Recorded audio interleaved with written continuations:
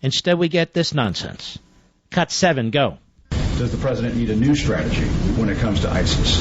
What do you think? Well, Jim, we've been asked this question in the context of other situations too, right? When we saw ISIL forces take over Kobani, there were questions raised about the success of the president's strategy. And what we did see over time was that the strategy that we have laid out of local forces taking the fight on the ground to ISIL with the backing of coalition air power succeed. And you damn fool! You clown! They took Mosul, they took Tikrit, they took Ramani! They've taken half of Iraq. The other Islamo-Nazis have taken Yemen. You've got Saudi Arabia teetering. You've got Kuwait teetering. You've got Jordan. The immorality of this man and his boss. The propaganda and the lies that they tell the American people. Kobani Shmagani, Mosul, Tikrit, Ramani.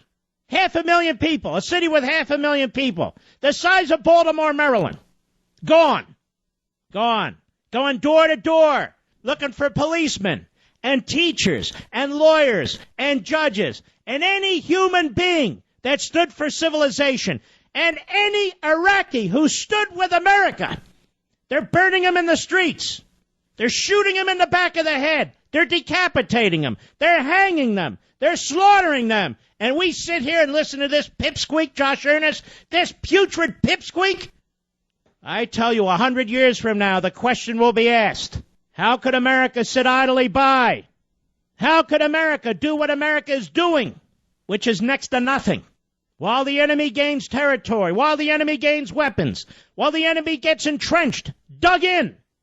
So some other's kid one day, somebody others, and more of them will have to go in and resolve this. And it'll cost more American lives. As the genocide goes on and on, you hear the screams? You hear the voices? You hear the crying? You hear the men begging, not just for their lives, but the lives of their wives and their babies? Do you hear the wives screaming as they're dragged off? The little girls screaming as they're dragged off? Do you hear them? Do you hear the cries as people are executed in the middle of the street in the most brutal ways? Do you hear them? I hear them. Do you hear them? Barack Obama does not hear them. His hate and contempt for America is so thorough, he's busy fundamentally destroying America. Doesn't have time to hear the cries of the people who are facing genocide, most of whom are Muslims.